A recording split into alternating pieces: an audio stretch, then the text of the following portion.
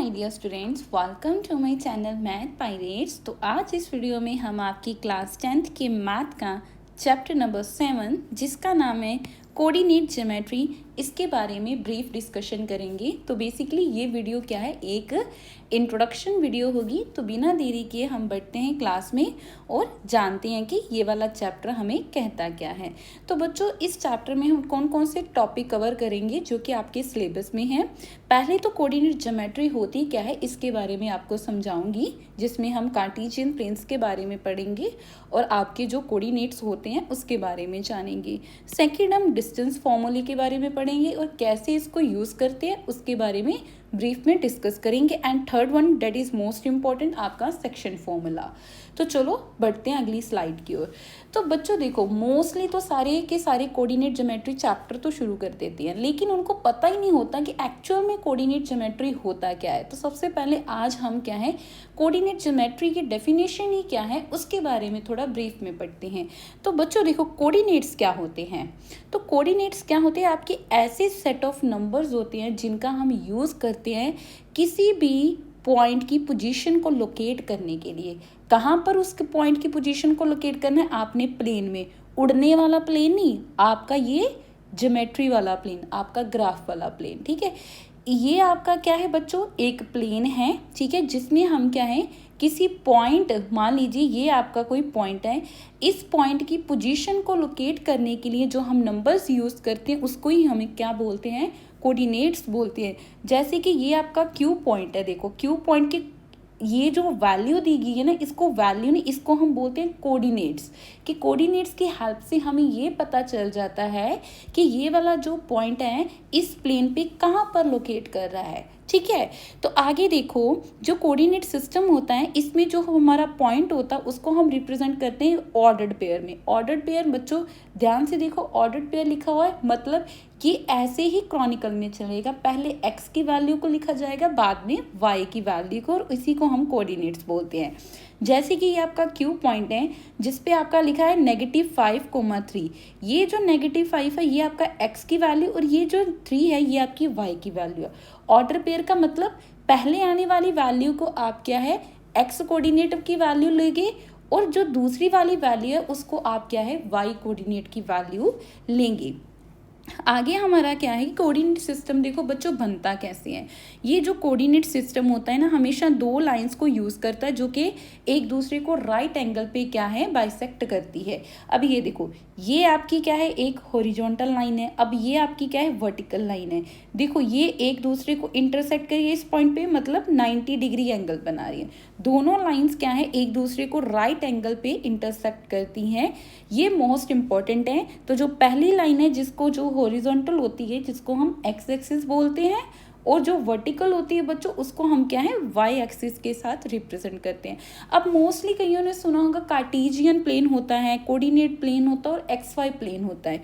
ये तीनों के तीनों प्लेन सेम ही होते हैं। इसका क्या मीनिंग है कि जब देखो आपका एक्स एक्सिस और आपका वाई एक्सिस इंटरसेक्ट करता है और ये जो एक प्लेन बनाता है, इसी को हम क्या है, कार्टेशियन प्लेन भी बोलते हैं बच्चों, कोऑर्डिनेट प्लेन भी बोलते हैं, एक्स वाई प्लेन भी बोलते हैं। ठीक है, आई होप आपको अच्छे से समझ में आ चुका होगा अब कि कोऑर्डिनेट प्लेन कौन से होते हैं, कार्टेशियन प्लेन कौन से और एक्स वाई प्लेन कौन से हैं। सेम ही है तीनों के तीनों। और जो पॉइंट है जिसपे दोनों के दोनों एक्सिस, अब देखो बच्चों ये वर्ड आ गया है एक्सिस। एक्सिस का क्या मीनिंग है, ये इस एक्सिस की क्या है, प्लूरल फॉर्म है। जब हम दोनों एक्सिस को एक्स और वाई को कंबाइन करके लिखेंगे तो एक्सिस वर्ड यूज होगा, प्लूरल फॉर्म होगी। ठीक है, कि जब ये दोनों ही एक्सिस एक दूसरे को इंटरसेक्ट, मतलब जहाँ पर ये मीट होती है उसको हम ओरिजिन बोलते हैं। अब देखो ये आपका एक्स एक्सिस है बच्चों, ये आपका वाई एक्सिस है, ये मीट कहाँ पर हो रही है, इस पॉइंट पे एक दूसरे से मिल रही है। तो ये वाला पॉइंट हमारा क्या कहता है बच्चों, ओरिजिन होता है। और ओरिजिन की जो कोऑर्डिनेट्स होते हैं बच्चों वो हमेशा ही 0,0 होता है। 0,0 मतलब आपका x भी 0 है और आपका y भी 0 है। आई बात समझ में। एक और आपको मैं बात बताना चाहूँगी कि जो आपका डिस्टेंस होता है फ्रॉम द y एक्सिस, उसको हम क्या बोलते हैं बच्चों, वो होते हैं हमारे एक्स कोऑर्डिनेट, और एक्स कोऑर्डिनेट्स को हम क्या है, एप्सिका भी बोलते हैं। अब देखो distance from the Y axis का क्या मीनिंग होता है। अब देखिए यहाँ से लेकर अगर मैं यहाँ तक वाई एक्सिस से डिस्टेंस देख रही हूँ, ये वाली वैल्यू, ठीक है। अब देखो ये एक्स एक्सिस से लेकर जा रही है ना ऊपर, एक्स एक्सिस से, अगर मान लीजिए ये वाई की वैल्यू इधर है, ये भी तो एक्स एक्सिस के जा रही है, कि जो डिस्टेंस होगा ना आपका वाई एक्सिस से, कि ये जो वाई एक्सिस, सॉरी इधर मैं गलत कर गई, ये आपका वाई एक्सिस है, इससे जो डिस्टेंस है, जहाँ तो इधर को जाओ, जहाँ तो आप इधर को जाओ, ठीक है, कि राइट साइड जाओ जहाँ फिर लेफ्ट साइड जाओ, इसके डिस्टेंस को हम क्या बोलते हैं, एक्स कोऑर्डिनेट बोलते हैं, कि वो वहाँ पर हम एक्स की वैल्यूज़ को फाइंड करते हैं, और एप्सिका भी बोलते हैं। और डिस्टेंस फ्रॉम एक्स एक्सिस, ये हमारा एक्स एक्सिस है, इससे ऊपर की दूरी और इससे नीचे की दूरी को हम क्या है, वाई कोऑर्डिनेट्स बोलते हैं, मतलब हमारी वाई की वैल्यूज़ इसमें मिलती हैं, और उसको ऑर्डिनेट्स भी बोलते हैं। अब देखो बच्चों, ये आपका एक्स एक्सिस है, इससे जब आप ऊपर जाओगे तो आप इधर ही देखो, यहाँ पर 1 है, यहाँ पर 2 है, यहाँ पर 3 है, यहाँ पर 4 है, मतलब ये वाली वैल्यूज़ आपकी क्या है, वाई कोऑर्डिनेट्स की है। कि जब आप एक्स एक्सिस से डिस्टेंस मापोगे, जहाँ तो ऊपर की तरफ जहाँ नीचे की तरफ, वो होते हैं हमारे वाई कोऑर्डिनेट, सिंपल भाषा में यही समझा रही हूँ आपको। और जब आप वाई एक्सिस से डिस्टेंस फाइंड करोगे, जहाँ तो वाई एक्सिस के राइट साइड, जहाँ तो लेफ्ट साइड, वो वाली वैल्यूज़ कौन सी होती है, देखो ये वाली वैल्यूज सारी आपकी एक्स कोऑर्डिनेट्स की होती हैं, ठीक है। और इसको हम एप्सिका भी बोलते हैं, और वाई कोऑर्डिनेट वाली वैल्यूज़ को हम ऑर्डिनेट भी बोलते हैं। आगे आपको पता ही होता है बच्चों कि हमने 9th क्लास में भी ये वाला टॉपिक पढ़ा था। ये आपके लिए क्या है, ब्रीफ में थोड़ा सा क्या है, इंट्रोडक्शन है, ताकि आपको पता चल जाए कि हम चैप्टर में आगे पढ़ेंगे क्या। अब आपको पता ही है कि आपका जो कार्टेशियन प्लेन होता है, इसको हम क्या है 4 पार्ट्स में डिवाइड करते हैं, 1 2 3 4, ठीक है। और इन पार्ट्स को हम क्या है, क्वाड्रेंट बोलते हैं। कि जो आपका पहला क्वाड्रेंट होता है, ध्यान से देखो, इधर आपकी एक्स की सारी वैल्यूज़ पॉजिटिव है, और इधर आपकी वाई की सारी वैल्यूज़ पॉजिटिव है। दैट मीन्स फर्स्ट क्वाड्रेंट में आपका एक्स भी पॉजिटिव होता है और वाई भी क्या है, पॉजिटिव होता है। सेकंड बात है आपकी सेकंड क्वाड्रेंट की। सेकंड क्वाड्रेंट में बच्चों ध्यान से देखो, तो आपकी जो एक्स की वैल्यूज़ है, देखो वो नेगेटिव आ रही है, लेकिन वाई की वैल्यू पॉजिटिव है। तो ध्यान से देखो कि आपका इधर एक्स कोऑर्डिनेट नेगेटिव होता है, और वाई कोऑर्डिनेट्स की वैल्यूज़ क्या है, पॉजिटिव होती है। और जो आपका थर्ड क्वाड्रेंट होता है, इसमें देखो बच्चों, आपकी एक्स भी नेगेटिव है और वाई भी नेगेटिव है, मतलब बोथ कोऑर्डिनेट्स की वैल्यू नेगेटिव है, तो नेगेटिव नेगेटिव, ओके। तो जो आपका फोर्थ कोऑर्डिनेट होता है, ये वाला पोर्शन, तो ध्यान से देखो, इधर सारी की सारी एक्स की वैल्यूज़ पॉजिटिव है और वाई नेगेटिव है, तो मतलब पॉजिटिव नेगेटिव, कि एक्स आपका पॉजिटिव है, वाई आपका क्या है, नेगेटिव है। तो ये एक छोटा सा थोड़ा सा ब्रीफ हो गया आपका, कोऑर्डिनेट्स क्या होते हैं, उनको कैसे यूज़ करना होता है, एक्स एक्सिस क्या होता है आपका, वाई एक्सिस क्या होता है, एप्सिका क्या होता है, ऑर्डिनेट्स क्या होता है, ठीक है। अब बढ़ते हैं हम अगला आपका डिस्टेंस फॉर्मूला। बच्चों डिस्टेंस फॉर्मूला क्या है, कि दूरी को हम बोलते हैं डिस्टेंस फॉर्मूला। किसी भी 2 पॉइंट्स की दूरी को हम कह देते हैं कि उनके बीच का डिस्टेंस क्या है, वो हमने फाइंड करना होता है। और वो कैसे फाइंड करेंगे, with the help of the formula. जैसे देखो, एक रफली सा थोड़ा सा मैंने क्या है, कार्टेशियन प्लेन बनाया हुआ है, ये आपका एक्स एक्सिस है and this one is Y axis. मान लीजिए यहाँ पर कहीं ए पॉइंट है और ये बी पॉइंट है, आपने इन दोनों के बीच का जो डिस्टेंस है, ये जो दूरी है ए से बी की, वो फाइंड करनी है। और ये हम कैसे फाइंड करेंगे, with the help of A coordinates and B coordinates की जो वैल्यूज़ है, एंड द आपका डिस्टेंस फॉर्मूला। तो डिस्टेंस फॉर्मूला क्या होता है, पहले तो फॉर्मूला पढ़ लो क्या होता है। x2 minus x1 whole square plus y2 minus y1 का होल स्क्वायर, ये आपका क्या है, किन्हीं भी 2 पॉइंट्स के बीच के डिस्टेंस को फाइंड करने का फॉर्मूला होता है। अब इधर x2 x1 y2 y1 क्या है, कोई बात नहीं, हम तो बता देते हैं अभी। पहले हम क्या है, इधर रफली में a के कोऑर्डिनेट्स लिख लेते हैं। a के कोऑर्डिनेट्स क्या है बच्चों, मेरे पास 3,5 गिवन है मुझे, ठीक है। और b के कोऑर्डिनेट्स क्या है मेरे पास, 6,9। आपको भी पता है कोऑर्डिनेट्स को हम कैसे रिप्रेजेंट करते हैं, हमेशा ऑर्डर्ड पेयर में। ऑर्डर्ड पेयर में कैसे लिखते हैं, x, y की फॉर्म में, कि पहले आने वाली वैल्यू को आप x बोलोगे और दूसरी वाली वैल्यू आने को आप क्या है, y बोलोगे। अब देखो, ये आपका क्या है, a पॉइंट पहले पॉइंट है, ठीक है। इसको मैं लिख सकती हूँ कि ये मेरा x1 है और ये मेरा y1 है, क्योंकि 2 पॉइंट्स है, तो हम क्या है, x1 x2 लिख लेंगे। और ये जो p है, इसको मैं x2 लिख लूँगी और ये मेरी y2 हो जाएगी, ठीक है। कि ये है तो xy की फॉर्म में ही ना, एक्स वाई, पहली वाली एक्स है दूसरी वाली वाई है, पहले वाली एक्स दूसरी वाली वाई, लेकिन मैंने पहले वाले पॉइंट को 1 1 लगा लिया और दूसरे वाले पॉइंट को बेस में 2 2 लगा लिया। ठीक है, अगर मान लीजिए आपके पास कोई थर्ड पॉइंट होता सी, उसके लिए आपने x3 y3 लिख लेना था। ठीक है, ऐसे ही आपने क्रॉनिकल में क्या है नंबर को बढ़ाते चले जाना है। अब देखो बच्चों, अब मुझे मार्क हो गए वैल्यूज़ क्या क्या है। अब मैंने ए से बी के बीच का जो दूरी है वो फाइंड करनी है कि ये वाली दूरी कितनी है। कैसे फाइंड करेंगे, ये वाला आपने फॉर्मूला यूज़ करना है। तो चलो वैल्यूज़ को हम क्या सब्सटीट्यूट करते हैं ताकि हमारा आंसर आ सके। तो ये ए बी की वैल्यू क्या हो जाएगी, आपकी डिस्टेंस क्या हो जाएगा, स्क्वायर रूट डाला, x2 की वैल्यू क्या है, देखो x2 की वैल्यू आपके पास 6 है, तो हम डायरेक्ट इधर 6 लिख देंगे।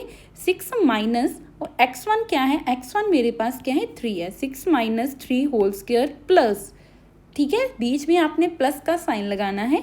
अब y2 क्या है 9 है, और y1 क्या है मेरे पास 5 है, 9 माइनस 5 का होल स्क्वायर। ठीक है, अब 6 माइनस 3 कितना होता है बच्चों, 3 होता है, तो 3 का होल स्क्वायर हो जाएगा। 9 में से 5 को माइनस किया, कितने आ गया आपका 4 आ गया, 4 का होल स्क्वायर हो गया।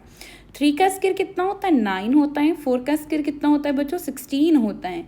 अब 9 प्लस 16 कितना होता है, रूट में 25, तो रूट में 25 आपको पता है ये वैल्यू क्या होती है आपकी 5, क्योंकि 25 क्या होता है बच्चों 5 × 5 आता है, ये स्क्वायर रूट है, 2 टाइम्स आपका 5 आ रहा है, दैट मीन्स आपका एक 5 बाहर आ जाएगा, दोनों का पेयर का एक 5 बाहर आ जाएगा, आंसर आ जाएगा आपका 5 यूनिट्स। ठीक है, तो इन दोनों के बीच का जो डिस्टेंस है बच्चों वो कितना आ गया, हमारे पास वैल्यू आ चुकी है 5 यूनिट्स। ऐसे ही हम क्या है डिस्टेंस फॉर्मूला क्या है यूज़ करते हैं। तो चलो आपकी एक क्या है एनसीईआरटी की एग्जांपल देखते हैं, ठीक है, कि कौन सी है, कैसे इसको यूज़ करना है। उससे पहले हम क्या है कोलिनियर पॉइंट्स के बारे में समझेंगे। ठीक है, तो देखो कोलिनियर पॉइंट्स की ये आपकी एनसीईआरटी की एग्जांपल उठाई हुई है। तो सबसे पहले हम कोलिनियर पॉइंट्स पहले पढ़ेंगे। कोलिनियर, अब देखो डिस्टेंस क्लियर हो गया, डिस्टेंस क्या है, कोलिनियर भी सेम है लेकिन इसमें थोड़ा सा अलग है। वो चीज़ क्या अलग है, कोलिनियर में क्या होता है कि 3 से ज़्यादा पॉइंट क्या है सेम स्ट्रेट लाइन पे लाई करते हैं, उसको हम कोलिनियर पॉइंट बोलते हैं। लेट अस सपोज बच्चों आपके पास क्या है, ये एक लाइन गिवन है। ठीक है, अब आपके पास ये एक लाइन है, मान लीजिए इधर ये जो पॉइंट्स हैं हम लेट कर लेंगे कि ये आपका जो पहले वाला पॉइंट है ये ए है, और ये जो दूसरे वाला पॉइंट है ना, मान लीजिए कि ये क्या है आपका, ये बी है, इधर बी लगा लो और इधर आप सी लगा लो। मैंने 3 पॉइंट्स लिख लिए।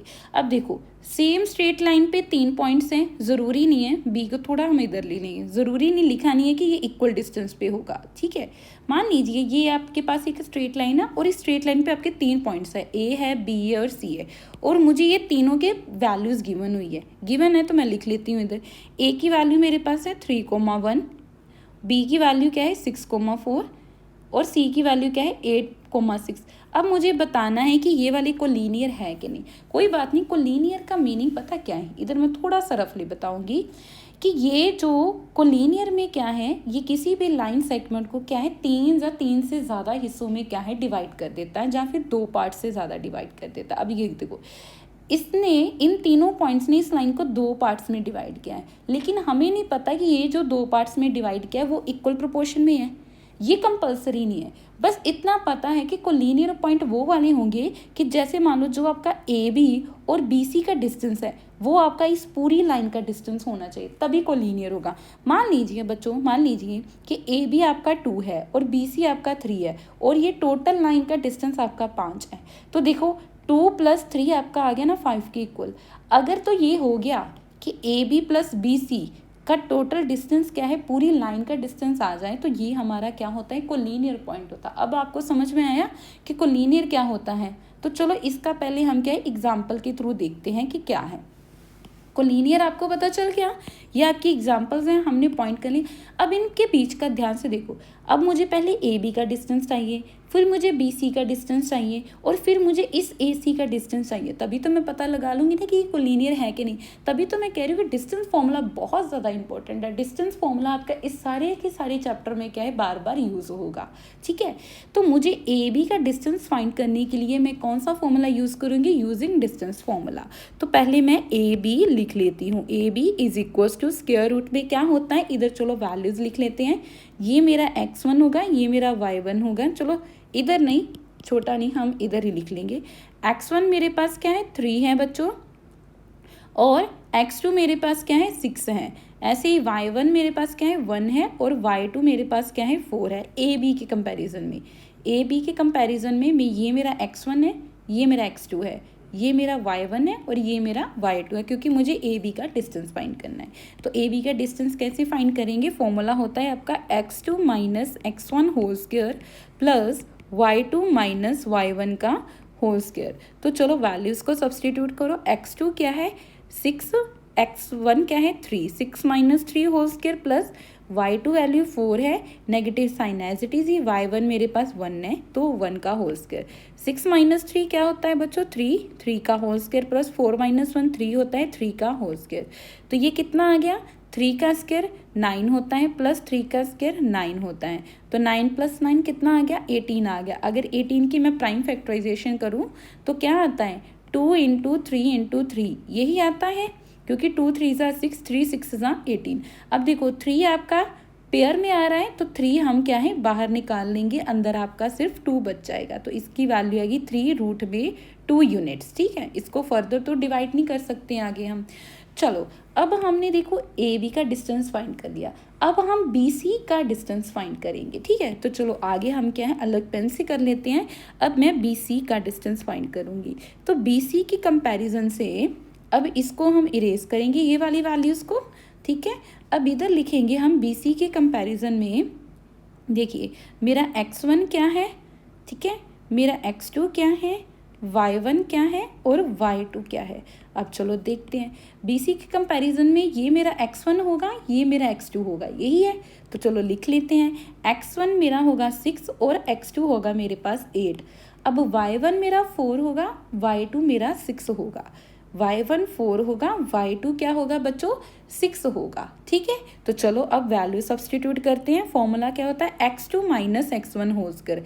x2 क्या है सीधा लिख दें 8 माइनस 6 का होल स्क्वायर प्लस y2 मेरे पास 6 है माइनस y1 मेरे पास 4 है, इनका होल स्क्वायर। तो चलो इसको सॉल्व कर लो। ये वाली वैल्यू आ जाएगी 8 माइनस 6 होता है 2 का होल स्क्वायर प्लस 6 माइनस 4 कितना होता है 2, ये ऊपर वाला स्क्वायर एज इट इज।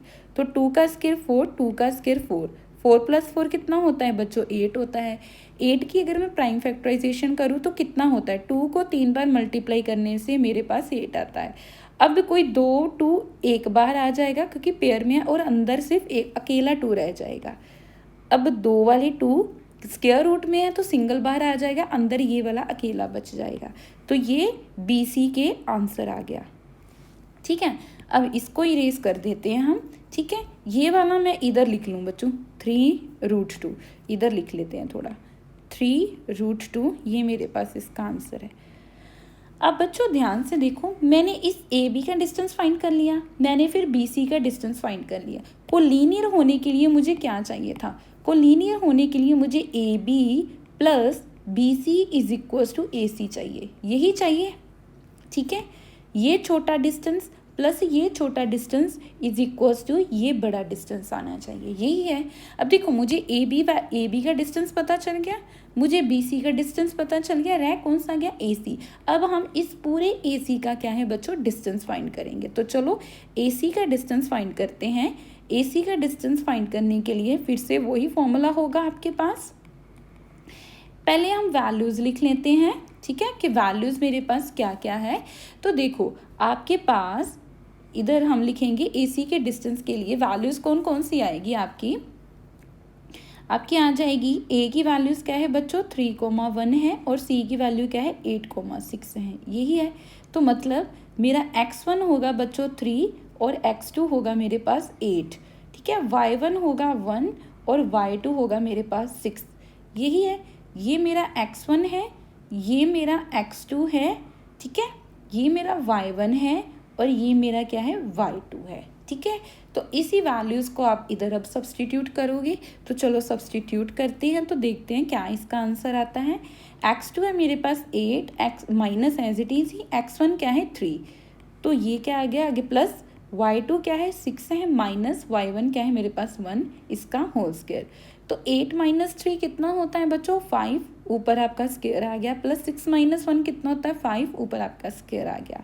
तो 5 का स्क्वायर 25 प्लस 5 का स्क्वायर 25, तो ये कितना आ गया 50 आ गया। ठीक है, जब आप 50 की प्राइम फैक्टराइजेशन करते हो तो आपके पास क्या आता है 2 इंटू 5 इंटू 5। ठीक है, 2 5 ज़ा 10, 10 5 ज़ा 50।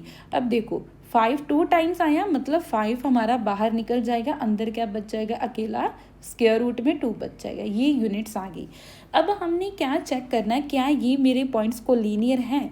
तो मैं देखती हूँ कोलिनियर होने के लिए मुझे A B plus B C is equals to A C चाहिए, है ना। तो चलो देखते हैं ए बी क्या है।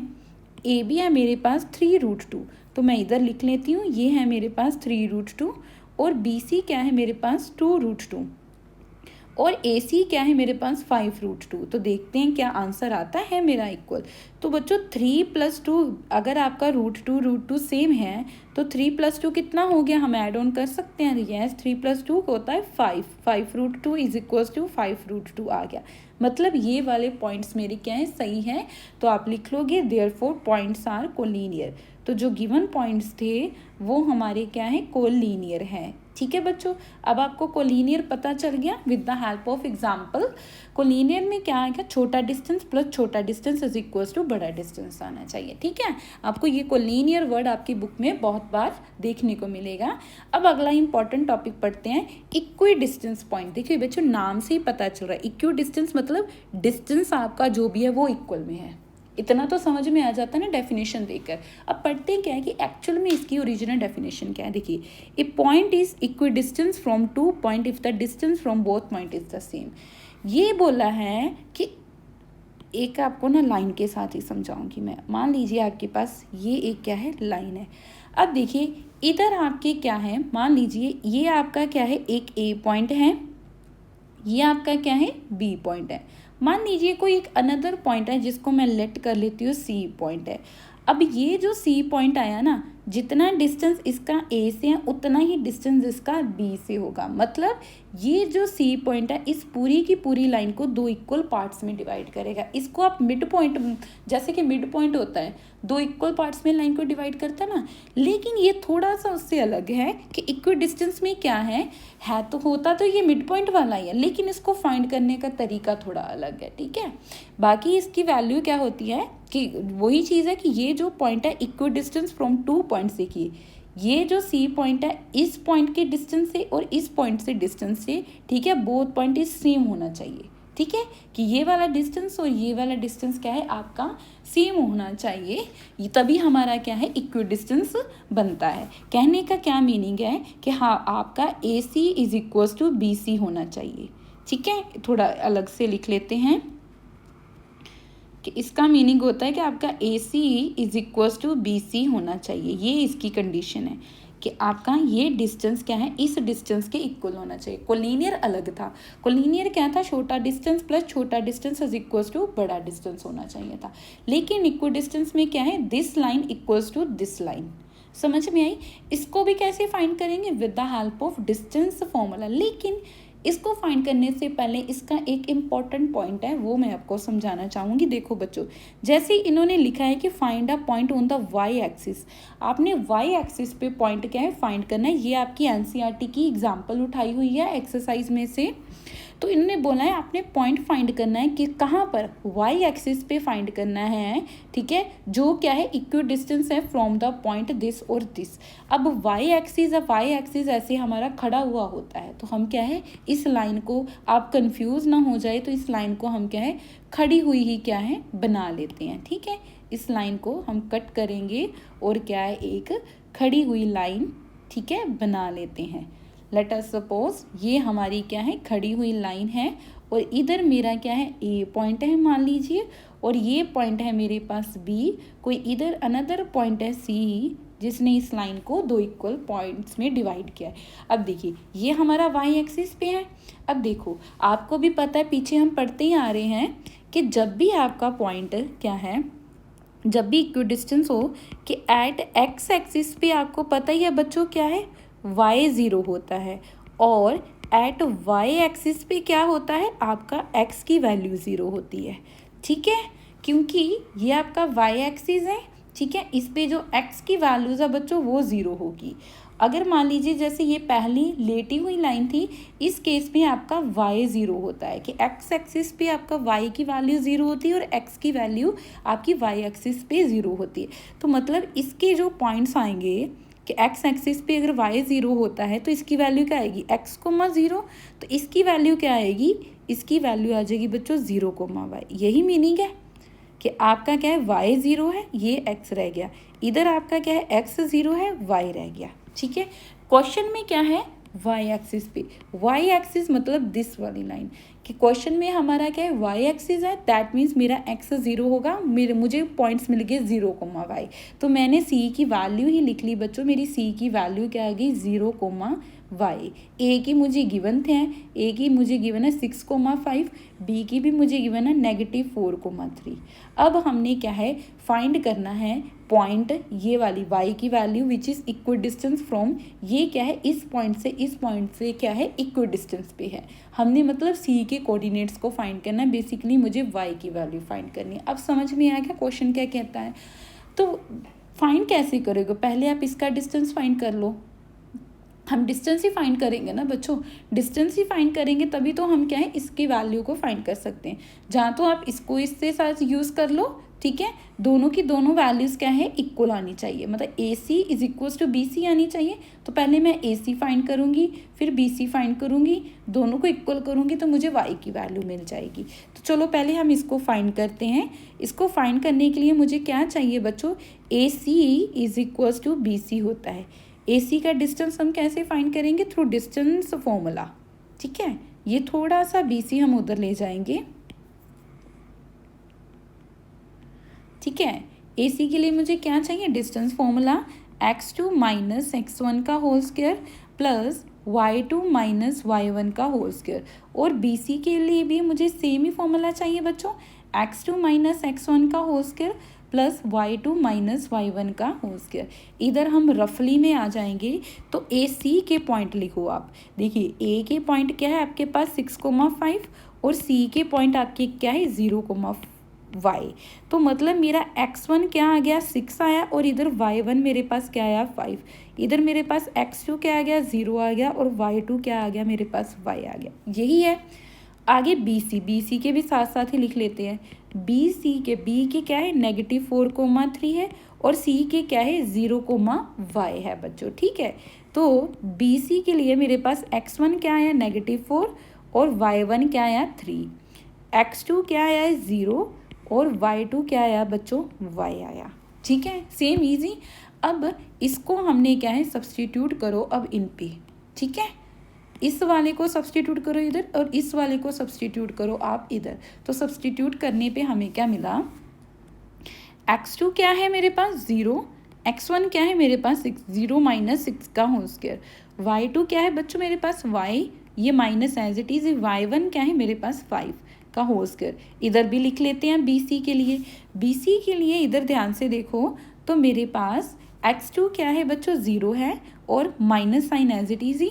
x1 क्या है देखो, ये माइनस साइन इधर लिख लिया। अब x1 क्या है -4 है तो हम इधर -4 लिखेंगे और इसका होल स्क्वायर पूरे का पूरा प्लस y2 क्या है मेरे पास y है माइनस y1 क्या है 3 का होल स्क्वायर। पहले अब हम लेफ्ट हैंड साइड को थोड़ा सॉल्व करते हैं। तो ये क्या आ जाएगा 0 माइनस 6 क्या आ जाएगा बच्चों -6 का होल स्क्वायर, ठीक है। प्लस में ये देखिए ये आपका क्या है y माइनस 5 का होल स्क्वायर, मतलब a माइनस बी का होल स्क्वायर का फॉर्मूला। तो a माइनस बी का होल स्क्वायर का फॉर्मूला किस किस स्टूडेंट को याद है मुझे बताओ। a माइनस बी का होल स्क्वायर होता है बच्चों a square plus B square minus का 2ab होता है। तो चलो फॉर्मूले को एज इट इज ही सब्सटीट्यूट करते हैं। a हमारा इधर y है तो y square plus B square, b हमारा 5 है तो 5 का स्क्वायर माइनस 2ab मतलब 2 इंटू 5 इंटू वाई, यही आएगा, ठीक है। इसको पहले सॉल्व करेंगे तो ये आ जाएगा हमारा रूट। देखिए बार बार हम रूट क्यों लिख रहे हैं, सॉरी मेरे से एक मिस्टेक होगी, इधर ही कट कर देते हैं, इस इधर ही हम क्या है इसको कट कर देंगे। तो बच्चों देखो दोनों ही साइड में हमारे पास क्या है, ये क्या हो गया, एक मिनट बच्चों,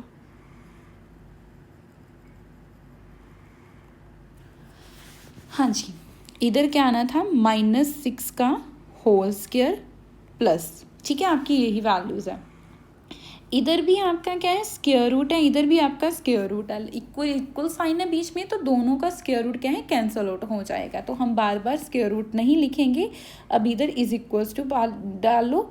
तो इधर भी हम वैल्यू को इधर सॉल्व कर लेते हैं, ये 0 माइनस माइनस क्या हो जाना है, प्लस, तो ये प्लस का 4 का होल स्क्वायर आ जाना है, प्लस ए स्क्वायर, इधर भी फॉर्मूला लगा लो, ए स्क्वायर मतलब Y square plus B square मतलब 3 का square -2ab, 2 into 3 into Y आ जाएगा। ठीक है, इसको सॉल्व करो, -6 का स्क्वायर कितना होता है, 36 होता है, प्लस y का स्क्वायर प्लस 5 का स्क्वायर 25 होता है, -5 2 ज़ा 10y इज इक्वल्स टू 4 का square 16 plus Y square as it is plus 3 का स्क्वायर 9 -2 3 ज़ा 6y।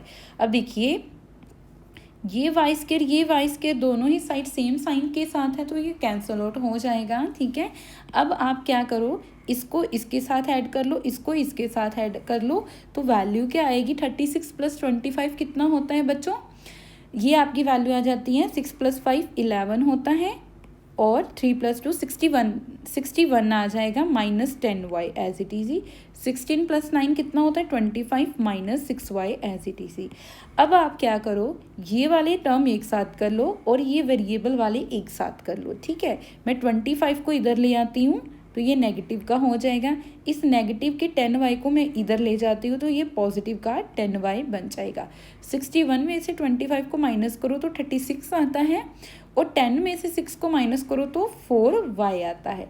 अब 4 इधर डिवाइड कर लो आप, तो ये क्या हो गया, 36/4, तो ये y की वैल्यू क्या आ गई बच्चों, 4 9 ज़ा 36, तो y की वैल्यू मुझे मिलेगी 9, तो मतलब मेरे c के पॉइंट्स क्या आ जाएंगे, 0,9।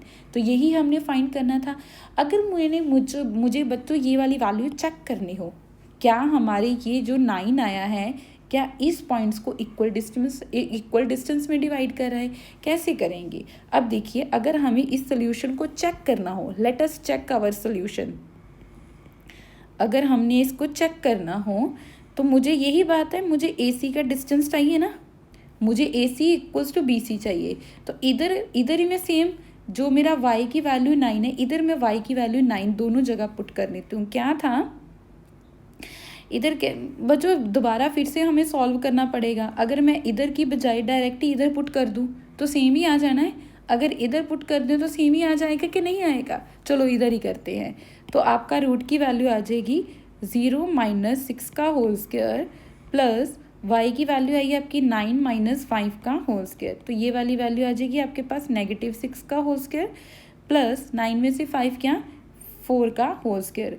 तो 6 का स्क्वायर 36 होता है, 4 का स्क्वायर 16 होता है, दोनों को ऐड करो 52 आ जाएगा। ठीक है, ऐसे ही BC में चेक करो, BC में इधर डायरेक्ट देखेंगे, ये वाली ही वैल्यू स्क्वायर रूट वाली, क्योंकि हमने डिस्टेंस फाइंड करना है तो स्क्वायर रूट ज़रूरी था। 0 - 4 का whole square plus y - 3, y इधर 9 - 3 का होल स्क्वायर, तो ये आ जाएगा माइनस प्लस 4 का होल स्क्वायर, तो ये 4 का होल स्क्वायर प्लस 9 में से 3 गया तो 6 का होल स्क्वायर, तो 4 का स्क्वायर 16, 6 का स्क्वायर 36, दोनों को ऐड करो तो 52।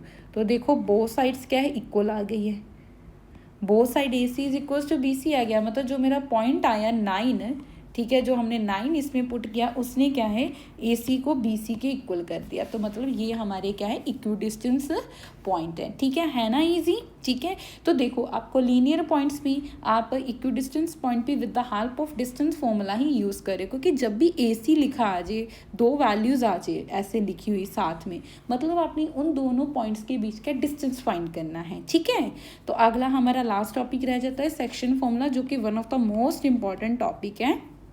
डायरेक्टली 5 मार्क्स के क्वेश्चन क्या है आपके इस फॉर्मूले में से बनते हैं। तो देखो सेक्शन फॉर्मूला हम यूज़ क्यों करते हैं, सेक्शन फॉर्मूला क्या है, देखो बच्चों, ये हम यूज़ करते हैं अपने पॉइंट्स के मतलब कोऑर्डिनेट्स वाले पॉइंट्स को फाइंड करने के लिए, that divide a line segment in a given ratio.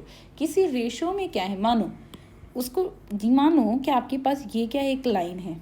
ठीक है, ये आपके पास क्या है, एक लाइन है, और लेट अस सपोज आपके पास ये क्या है, एक पॉइंट है A है ये आपके पास क्या है ए पॉइंट है और ये आपके पास क्या है बी पॉइंट है। लेट अस सपोज करो कि आपके पास क्या है कोई सी पॉइंट है, ये मान लीजिए ये क्या है कोई सी पॉइंट है। अब इस सी पॉइंट ने क्या है इस लाइन सेगमेंट को देखो दो पार्ट्स में डिवाइड किया है, लेकिन इसको पार्ट्स में नहीं, हम इसको रेशो में बोलेंगे कि मानो इस सी पॉइंट ने क्या है इसको मानो m1 रेशो में डिवाइड किया और इसको m2 रेशो में डिवाइड कर दिया है। ठीक है, जहाँ आप इसको ऐसे भी लिख सकते हो कि इसने इस सी पॉइंट ने इसको जहाँ फिर जैसे इधर आपको रेशो गिवन है, इसने 3:1 में डिवाइड किया हुआ है। ठीक है, तो सेक्शन फॉर्मूले में हम देखो सेम ही आ रहा है, कोलिनियर भी सेम था लेकिन कोलिनियर का फाइंड करने का तरीका अलग आ गया। फिर इक्विडिस्टेंस भी ऐसा है, उसको फाइंड करने का तरीका थोड़ा अलग है। ठीक है, क्योंकि कोलिनियर में क्या होता है हमारा AC plus BC is equals to AB plus BC is equals to AC आता है। ठीक है, लेकिन इक्विडिस्टेंस में हमारा क्या AC is equals to BC आना चाहिए, लेकिन सेक्शन फॉर्मूला अलग है। सेक्शन फॉर्मूला क्या होता है, हमने ये वाला पॉइंट फाइंड करना होता है जो क्या है डिवाइड करता है किसी लाइन सेगमेंट को जो हमें रेशो में गिवन हो। ये क्या है एक लाइन को क्या है किसी रेशो में डिवाइड करता है और उस रेशो को हम m1 और m2 के साथ डोनेट करते हैं। ये इसका फॉर्मूला है बड़ा सा। हमने कोऑर्डिनेट्स फाइंड करने हैं, मतलब एक्स वाई फाइंड करना है, इस सी के कोऑर्डिनेट्स फाइंड करने हैं और इसका फॉर्मूला होता है m1x2 प्लस m2x1 अपॉन में m1 प्लस m2। ये वाला क्या है आपका x फाइंड करने के लिए। ठीक है, देखिए x ही यूज़ हो रहा है, आगे कोमा लिखकर m1y2 प्लस m2y1 अपॉन में आपका m1 प्लस m2 आ जाता है। मतलब ये वाला आपका कोऑर्डिनेट y की वैल्यू को फाइंड करने के लिए क्या है हम यूज़ करते हैं। ठीक है, तो चलो पहले देखिए आपकी एग्जाम्पल नंबर 60 उठाई हुई है NCERT से। उन्होंने बोला है कि फाइंड आपने करना है coordinate of a point which divide the line segment. आपने उस पॉइंट के कोऑर्डिनेट फाइंड करने हैं जो क्या है लाइन सेगमेंट को डिवाइड कर रहा है 3:1 में। ठीक है, और लाइन सेगमेंट्स के पॉइंट क्या है, पहला है 4, -3। मान लीजिए कि आपकी ए की वैल्यू गिवन है, आपका ए है 4, -3 और बी पॉइंट है आपका 8, 5 और आपने सी के कोऑर्डिनेट्स फाइंड करने हैं। सी के हमारे पास x1 y1 और इस सी ने इस लाइन को दो पार्ट्स में डिवाइड किया है, किस रेशो में 3:1 में। मतलब कि मेरा m1 क्या है बच्चों, मेरा m1 है 3 और मेरा m2 आ गया 1। 3:1 में डिवाइड किया हुआ है ना, मतलब दिस लाइन मेरी 3 है और दिस लाइन मेरी 1 है। अब आपको समझ में आ गया, आपके पास m1 3 आ गया, m2 क्या है 1 आ गया। तो ऐसे ही हम क्या है इधर रफली थोड़ा लिख लेंगे कि मेरे पास ये वाला x1 क्या है मेरे पास 4 है और y1 मेरे पास क्या है -3 है। इधर सेम x2 मेरे पास क्या है 8 है और y2 मेरे पास क्या है 5 है। तो चलो ये सारी की सारी वैल्यूज़ को उठाकर इधर फॉर्मूले में पुट करते हैं और हम क्या है इसका सोल्यूशन फाइंड करते हैं। है ना ईजी, आप ऐसे वैल्यूज़ को लिख लिया करो ताकि फिर आपको क्या है फॉर्मूले में पुट करना ईजी हो जाए। फॉर्मूले को कभी रट्टा नहीं लगाना, फॉर्मूले को कि माइंड में बिठाने का सबसे बेस्ट तरीका जो कि मैं अपनी क्लासेस में क्या है ऐसे ही करती थी, मैंने क्या करना कि फॉर्मूले जितने भी हैं ना उसको एक पेज में लिख लेना थोड़ा मोटा मोटा करके, और जहाँ कहीं भी क्या है मिरर हैं जहाँ पर आप क्या है ज़्यादातर ब्रश करते हो, ठीक है, जैसे कि वॉशरूम में, और जहाँ पर हम क्या है बालों को अपने को कॉम्ब करते हैं, ठीक है, उधर आप क्या है उस पेपर को लगा लो ताकि जब भी आप ब्रश करते हो उसको फॉर्मूले को देखी जाओ तो वो अपने आपके माइंड में क्या है बैठ जाएगा। जहाँ पे जब आप कॉम्ब कर रहे हो, ठीक है, शीशा देख रहे हो, ठीक है, जहाँ पर शीशा देख बार बार क्या है आपका उस फॉर्मूले की तरफ ध्यान जाएगा, तो आपको क्या है फॉर्मूले एज इट इज़ ही क्या है लर्न हो जाएगा, आपको रट्टा मारने की ज़रूरत नहीं पड़ेगी, ठीक है, और ऐसे लर्न होंगे कि कभी भूलेंगे भी नहीं। ठीक है, तो ये तो मैंने अपना तरीका बताया, आप देखो आपने कैसा बेस्ट तरीका होगा, क्योंकि आगे आपके ट्रिग्नोमेट्रीज के भी फॉर्मूले हैं, फिर आपके वॉल्यूम्स के भी आएंगे, सरफेस एरिया के भी आएंगे, कौन कौन से रट्टे मारोगे। तो सबसे बेस्ट तरीका यही है कि जहाँ पर आपकी ज़्यादा सिटिंग एरिया है, ठीक है, वहाँ पर क्या है एक पेज पे मोटा मोटा लिख कर क्या है लगा लो, जहाँ पर आप बार बार देखते रहो ताकि आपको वो याद हो सके। तो चलो ये सारी वैल्यूज़ हमने क्या है लिख लिया, अब इसको हम क्या है इस फॉर्मूले में सब्सटीट्यूट करते हैं। तो चलो जल्दी से करते हैं। तो मान लीजिए ये मेरा सी पॉइंट है, तो सी के कोऑर्डिनेट्स क्या आएंगे, m1 क्या है मेरे पास 3 है, 3 इंटू x2 क्या है, x2 मेरे पास ये है, x2 मेरे पास क्या है 8 है, हम 3 इंटू 8 प्लस m2 क्या है, m2 1 है, x1 क्या है 4 है, अपॉन में m1 प्लस m2, m1 3 है, m2 1 है, कोमा लिख लिया, m1 क्या है 3 है इंटू y2 क्या है 5 है, प्लस m2 क्या है 1 है और y1 क्या है मेरे पास नेगेटिव का 3 है। ओके बच्चों, m1 अपॉन में m1 प्लस m2 आ जाएगा, ब्रैकेट को बंद कर दिया। अब चलो इसको सॉल्व करते हैं। 3 8 ज़ा 24 प्लस 1 4 ज़ा 4 अपॉन में 3 प्लस 1 4 आता है, कोमा लगा लिया। 3 5 ज़ा 15 होता है। अब ये देखो ये प्लस का साइन है, 1 इंटू 3 नेगेटिव होता है, तो ये प्लस माइनस क्या हो जाएगा, माइनस हो जाएगा, तो ये 15 माइनस 3 आ जाएगा, 3 प्लस 1 4 आ जाएगा। याद रखना इधर बीच में कॉमा लगाना है, प्लस ना कर देना, क्योंकि ये वाला जो पार्ट है ना बच्चों आपका, ये x की वैल्यूज़ का है और ये वाला जो पार्ट है ये आपका y की वैल्यू का, इसीलिए इसमें बीच में कॉमा लगाया। आप सेपरेट करके भी क्या है इसको सॉल्व कर सकते हो, वो आपकी मर्जी है। तो ये 24 प्लस 4 कितना आ जाएगा आपका 28 अपॉन में 4, 15 में से 3 को माइनस करो तो 12 अपॉन में 4, ये कैंसिल आउट हो जाएगा। 4 7 ज़ा 28 और 4 3 ज़ा 12, तो मेरे पास पॉइंट्स क्या आ गए बच्चों 7,3। तो दैट मीन्स जो C के कोऑर्डिनेट्स से x, y उसकी वैल्यू मुझे मिल गई 7,3। तो यही हमारा क्या है सेक्शन फॉर्मूला होता है। हमने क्या है देखिए इन रेशो की हेल्प के साथ इस पॉइंट को फाइंड कर लिया। आपकी क्वेश्चन में अब मुझे आपने ये बताना है, अब मान लीजिए आपके पास ये आपको होमवर्क क्वेश्चन दूंगी, ठीक है।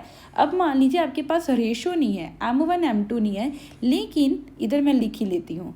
आपके पास A पॉइंट गिवन है 4,-3, ठीक है। आपके पास B पॉइंट गिवन है 8,5 और आपके पास देखिए C भी जो इसका सेक्शन फॉर्मूले का C पॉइंट है वो 7,3 गिवन है।